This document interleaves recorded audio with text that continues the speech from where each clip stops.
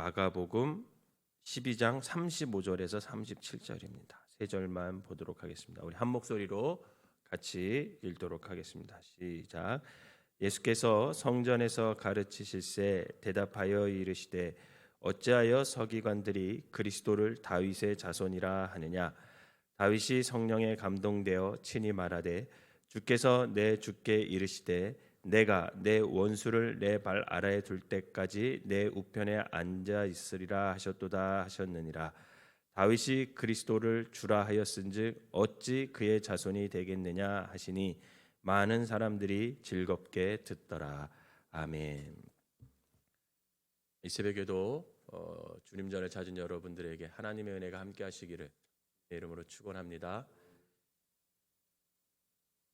성경을 이렇게 읽다 보면은요, 이 본문이 갑자기 왜 여기 와 있지? 이런 생각이 들 때가 있어요. 사실은 이제 마가복음을 쭉 읽다가 요 지금 저희가 읽은 이 세 절, 요 내용만 쏙 없잖아요. 그러면 사실은 만약에 마가복음을 이 12장을 여러분들에게 설교를 한다면 한 세 부분만 나눠 가지고 문맥상 쫙 연결이 되거든요. 내용이 앞뒤가 다. 요게 빠지면은 그 전에 서기관에 대한 얘기가 나오고 그 뒤에도 또 서기관들에 대한 외식이 나오고 그 다음 내용이 뭐냐면 한 여인이 두 렙돈을 헌금하면서 비교하는, 예수님이 헌금을 누가 더 가장 가치 있게 했냐 그 비교하면서 하는 내용이 나오기 때문에 문맥이 되게 문단 구성이 굉장히 잘 연결이 돼서 설교하기도 쉽고요. 여러분들이 이 12장을 이해하기도 쉬운데 갑자기 뜬구름없이 요 세 절이 딱 들어가는 바람에 갑자기 왜 이 부분이 여기에 들어왔을까? 다른 앞뒤 내용과 맞지 않게 왜 이런 내용이 왔을까? 이런 생각이 들어요. 근데 이 본문이 마태복음에서도 똑같이 나오거든요. 똑같은 내용이. 그러면 중요하지 않은 본문이 아니고 굉장히 또 중요하다는 본문 내용이죠.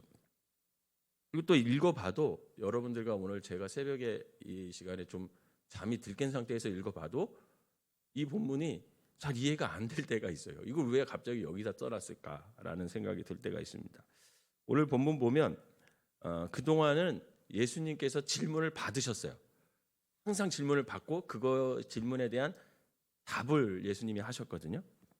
근데 오늘은 예수님이 이제 거꾸로 질문을 하세요. 뭐라고 질문을 하냐면 35절 36절을 다시 한번 우리가 읽어보도록 하겠습니다. 35절 36절 시작. 예수께서 성전에 가르치실새 대답하여 이르시되 어찌하여 서기관들이 그리스도를 다윗의 자손이라 하느냐. 다윗이 성령에 감동되어 친히 말하되 주께서 내 주께 이르시되 내가 내 원수를 내 발 아래 둘 때까지 내 우편에 앉았으리라 하셨도다 하였느니라. 이렇게 기록되어 있습니다. 그러니까 예수님의 말씀은 이런 뜻이에요.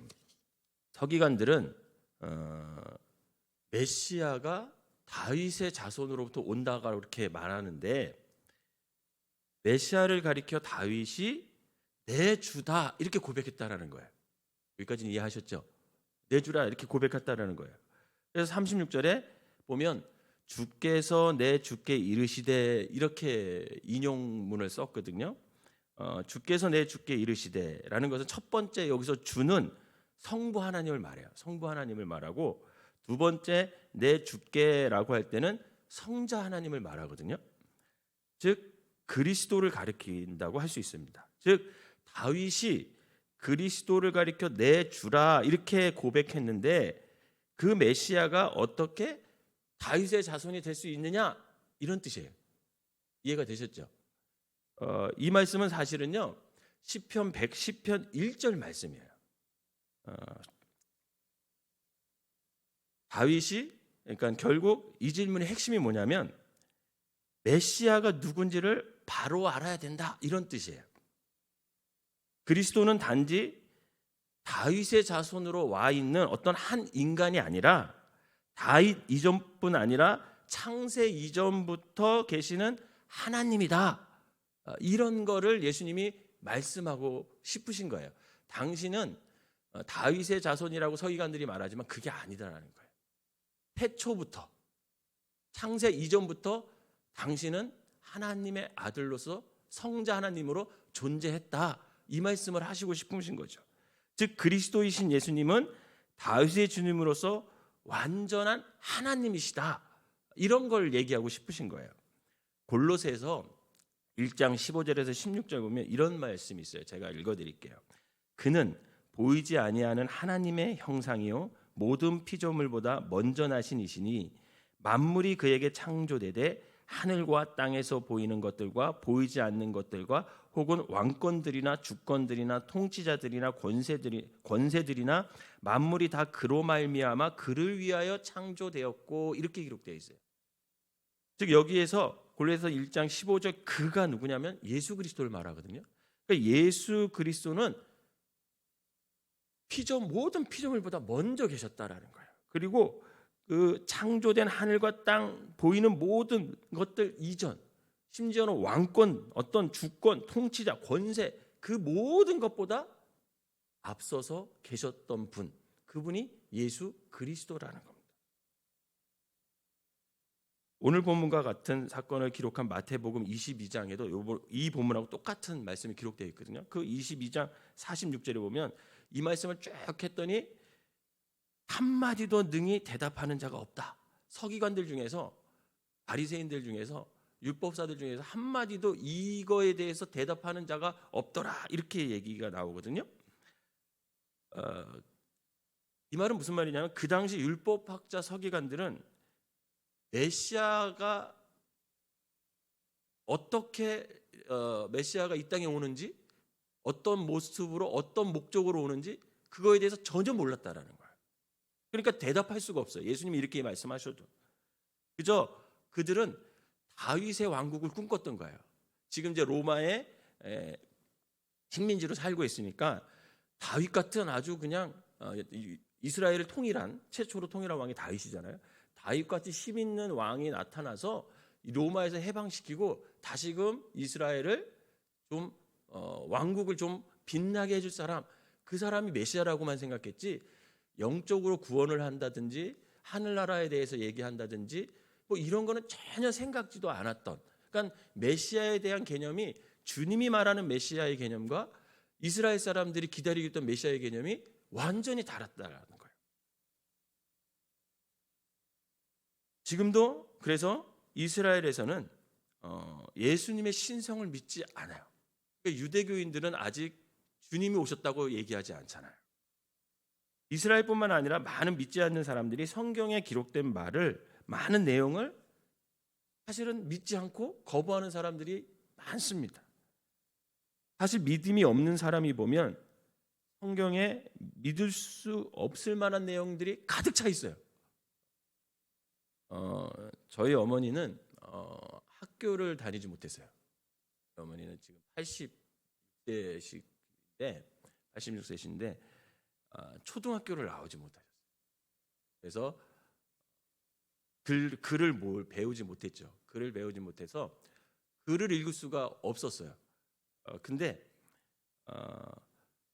늦은 나이에 신앙생활을 하시면서 성경을 읽기 시작하셨어요. 성경을 어떻게 막 성경을 읽기 시작했는데 그 성경을 읽으시다가 글을 터득하셨어요. 스스로가 글을 터득하셨어요. 옛날 분들 성경 읽으면 그냥 이렇게 예수께서 성전에 가르치실 때 이렇게 읽는 게 아니라 음료를 넣어서 이렇게 읽으시잖아요. 흥얼흥얼거리면서 이렇게 읽으시는데 글을 터득하셔서 성경을 막 이제 읽을 때는 첫 번째 성경을 읽을 때는 그냥 읽는 거에 집중하신 거예요. 왜? 왜냐하면 글자에 집중을 해야 되니까, 이게 어떤 글자인지 알아야 되니까. 그래서 글자에 집중해서 읽었는데 두세 번, 세네 번 막 성경을 읽다가 어느 날 이제 무슨 고민이 들었냐면 저한테 그러시는 거예요. 성경을 내가 읽어보니까, 우리 어머니가 저한테 얘기하신 거예요. 성경을 읽어보니까 야, 잊지 못할 내용들이 굉장히 많다, 이렇게 얘기를 하시는 거예요. 그러니까 처음에는 문자에만 집중을 하시다가 이제는 그 문자가 참 다 들어오고 내용이 들어오기 시작하면서부터 어머니가 저한테 물어보는 게, 야, 믿지 못할 내용이 너무 많아, 이상한 내용이 너무 많아, 그렇게 얘기하시는 거예요. 뭐가 이상해요? 그랬더니 야, 어떻게 결혼하지 않은 여자가 아기를 낳을 수 있을까? 이렇게 저한테 물어보세요. 그리고 죽은 사람이 어떻게 살아날 수 있을까? 또 어떻게 예수님이 무리를 걸을 수 있을까? 무리를 걷는 존재는 없다라는 거죠. 어머니 평생 살면서 그런 사람은 보지 못했으니까 그렇게 자꾸 물어보는 거야. 그러면서 성경에 믿지 못할 내용이 너무 많은 것 같아, 이렇게 얘기를 하셔요. 근데 여러분, 사실 믿는 사람 입장에서 보면 그런 것은 사실 아무것도 문제가 되지 않아요. 그렇지 않습니까? 여러분, 우리가 하나님이 온 우주 만물을 창조하셨다. 그분은 전능하신 분이다. 여러분, 이 대전제만 믿을 수 있다면 그리고 나머지는 믿지 못할 게 뭐가 있어요? 성경 내용에. 전능하신 분께서 결혼하지 않은 여자를 성령으로 잉태하여 아기를 낳게 하는 것이 왜 못하겠습니까? 전능하신 분인데, 창조주인데. 창조주 하나님께서 사람이 죽었다가 다시 살아나게 하시는 걸 왜 못하세요? 그분은 창조주 하나님이시고 그분은 전능하신 하나님인데, 전능하신 분께서 아무것도 못할 것이 없다는 거예요. 다 가능하다는 거예요.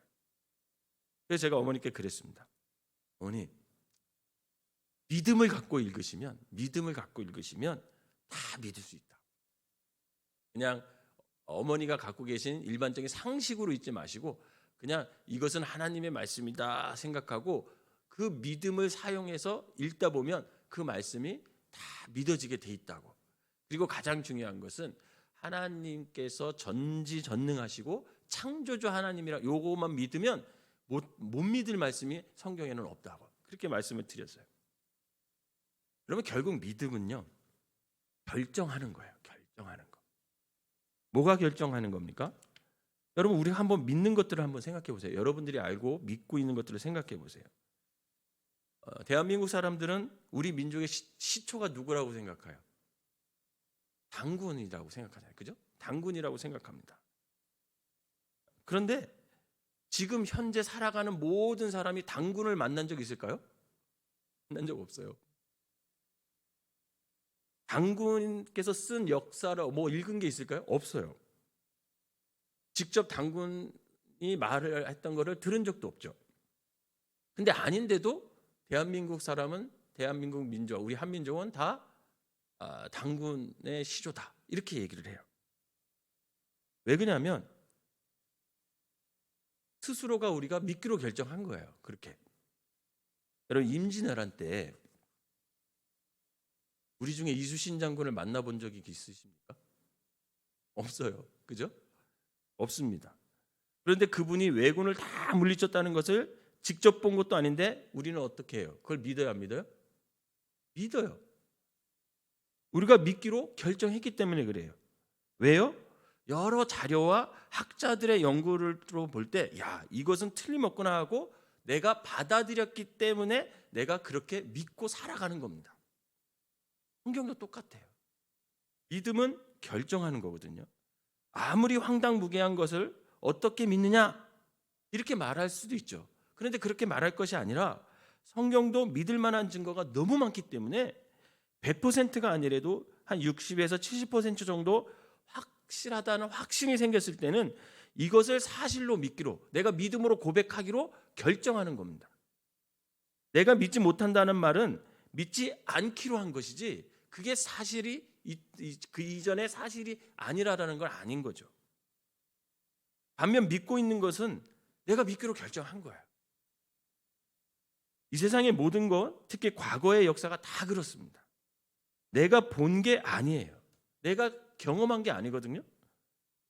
그런데 믿을 만한 자료들과 사람들이 그렇게 많다 보니까 그것을 믿기로 결정해서 사실로 내가 받아들이는 거죠. 성경도 마찬가지입니다. 믿을 만한 증거가 너무 많아요. 우리는 성경만 보지만 이 성경 66권이 딱 정경으로 만들어지기 전에는 수많은 자료들을 많은 학자들이 연구를 거듭해서 성경 66권을 정경으로 하자, 그렇게 해서 만들어서 지금까지 오랜 역사와 성령님의 감동으로 이렇게 만들어진 겁니다. 그렇다면 우리가 이것을 믿기로 결정하고 받아들이는 거죠. 바라기는 믿음을 사용하여 성경의 모든 말씀을 믿음으로 고백하시기를 주님의 이름으로 부탁을 드립니다. 오늘 37절을 다시 한번 읽어볼까요? 여러분 37절 시작.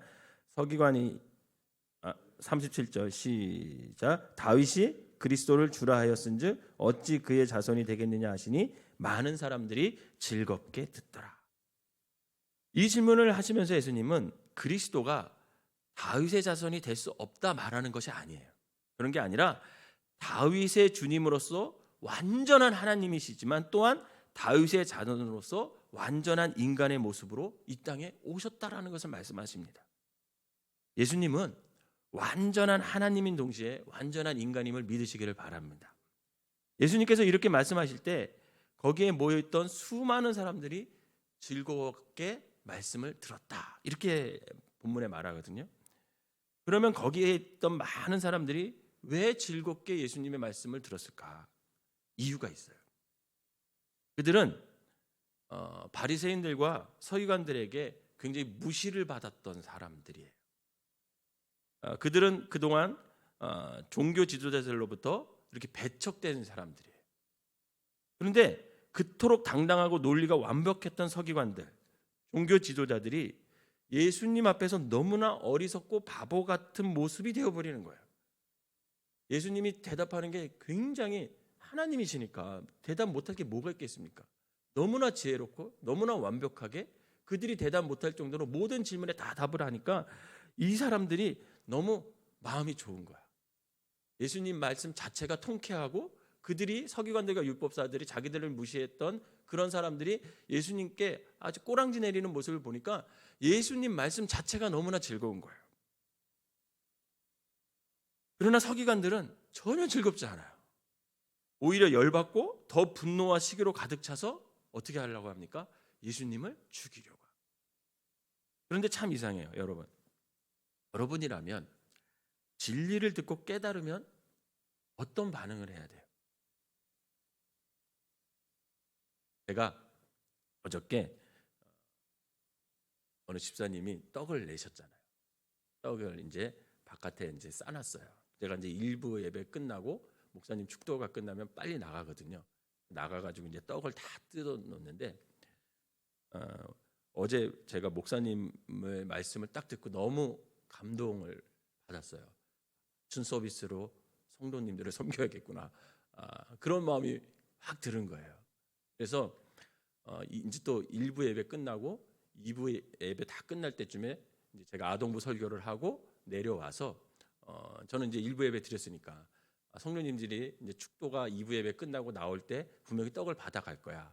근데 떡이 다 저쪽 식당 안에 있는 거예요. 그래서 그 식당에 있는 거를 제가 일부러 다 날랐어요. 다 날르고 나르는 것뿐만 아니라 한두 개만 뜯어놓은 게 아니라 나눠주기 쉽게 다 뜯어놨어요.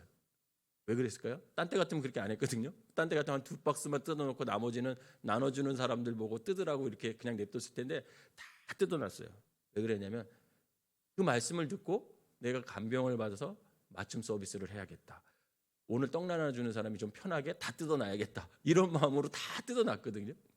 여러분 보통 진리를 듣고 깨닫게 되면 사람들의 반응이 어떠해야 됩니까? 감사해야죠. 그죠? 감사하고 진리를 깨달은 것 같기 때문에 마음이 너무 즐거워야 되잖아요. 그죠? 마음이 너무 즐겁고 내가 오늘 깨달은 말씀대로 한번 살아보리라. 그런 결단이 생겨야 되잖아요. 오늘 예수님의 말씀을 듣던 그 자리에 있던 많은 사람들은 예수님의 말씀을 듣고 굉장히 즐거워해요. 이처럼 진리를 듣고 받아들이면 즐거움이 넘쳐요, 내 속에서. 그러나 진리 때문에 오히려 화를 내는 사람들이 있어요. 오늘 본문엔 누구예요? 바로 서기관들과 율법자들이에요. 그들은 진리가 자기들의 마음을 파고들었기 때문에 자기를 방어하고 자기 합리화를 위해서 진리를 거부하면서 자신들의 거짓되고 믿음 없는 것을 숨겨요. 이게 들통나니까 사람들한테. 근데 여기까지만 해도 좋은데 심지어는 이 사람들은 그 진리를 말씀하시는, 자꾸만 그 진리를 말씀하시는 예수님 때문에 자신들의 죄와 자신들의 허물이 보이니까 그 진리를 말씀하시는 예수님은 어떻게 하려고 그래요? 죽이려고 해요. 어느 사람은 진리의 말씀을 듣고 기뻐하고 어떤 사람들은 진리의 말씀을 듣고 예수님을 죽이려 하고. 사랑하는 성도 여러분, 바라기는 진리를 듣고 깨달았을 때 기쁨으로 충만하여서 그 깨달은 말씀의 진리대로 삶을 살아가시기를 주님의 이름으로 부탁을 드립니다. 그리고 예수님은 다윗의 자손으로 완전한 인간으로 이 땅에 오셨을 뿐만 아니라 또 완전한 하나님으로 우리의 구원자가 되셨음을 믿고 구원의 백성으로 저와 여러분들이 살아가는 귀한 사람들이 되시기를 주님의 이름으로 축원합니다. 기도하겠습니다. 사랑과 은혜가 충만하신 하나님 아버지, 우리가 수많은 말씀을 듣습니다. 말씀을 들을 때 그 말씀이 나를 감동시키고 나에게 회개를 촉구하거든 감사하며 그 말씀대로 살아보려고 하는 기쁨이 넘치는 성도들이 될 수 있도록 인도하여 주시옵소서.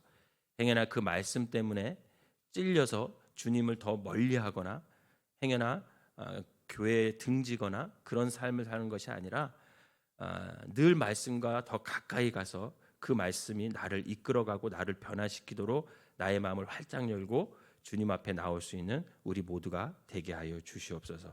또한 주님께서는 다윗의 자손으로 완전한 인간으로 또 완전한 하나님으로 구세주로 우리에게 오셨음을 믿고 그 구원자 되시는 예수님을 날마다 고백하며 그 말씀대로 살아가는 우리 성도들이 되어서 구원의 백성으로 이 땅에서 빛과 소금의 역할을 잘 감당할 수 있는 모든 성도들이 되게 하여 주시옵소서. 이 새벽에 나와서 기도하는 모든 심령들을 주님께서 지식히시고 저들의 삶 가운데 한 복판에 주님께서 서 계셔서 저들의 삶을 이끌어 가주시고 또 힘들고 어려운 이 시대에 기도하는 것들마다 하나님께서 채워주시는 놀라운 역사가 삶 가운데 일어날 수 있도록 축복하여 주시옵소서. 예수님의 이름으로 기도하옵나이다. 아멘. 찬송가